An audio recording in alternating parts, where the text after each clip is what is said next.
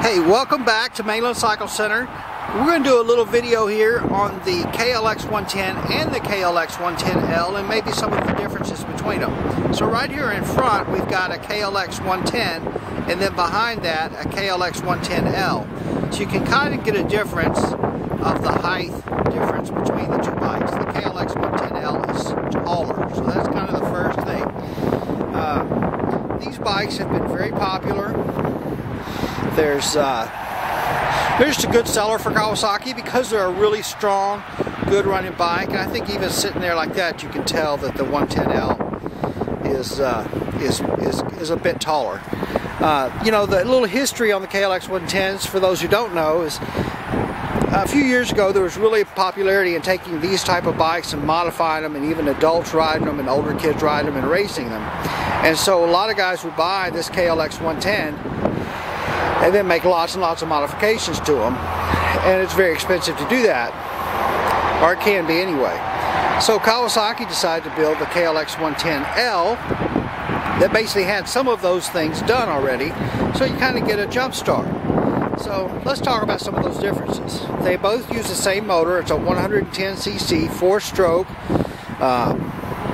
engine. They're both 4-speed transmissions, but the difference is that the 110 has a automatic clutch, so you just let off the gas, shift the gears. There's no clutch lever here, and there's your shift lever right down there. And then the 110L does have a manual clutch here, so this one you have a clutch you can work. So for older kids who have maybe been riding a bike with an auto clutch, this is a good bike to step them up to get them learning how to use a manual clutch, maybe before they move up to a KX65 or KX85 race bike.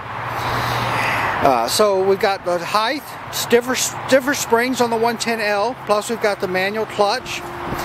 Both bikes are electric start. That was the 09s and previous KLX110s were kickstart only. But both of these bikes have a kickstart lever and electric start. And so here's your kickstart lever there.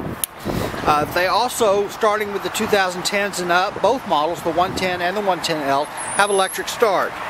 So there's your push button electric start on both bikes. 110 right there. And then the plastic is the same on both bikes. The real difference is the stiffness in the springs, so forth. Also, starting with the 2010s and newer, these have a 4-speed transmission, where the 09s and older bikes had a 3-speed transmission. These are just a lot of fun. A very heavy-duty frame. Even with 200-pound guys riding them, these frames hold up. So they'll last a long time with younger guys riding them for sure. They also increased the output on these starting in the 2010 models. Supposedly got about 10% more power compared to the 09 models just on a stock bike. So that's pretty cool. It's always nice to get more power. These are relatively quiet. They're not real loud, so if you're riding kind of in a neighborhood or something, it's going to be a little less offensive than maybe a 2-stroke race bike.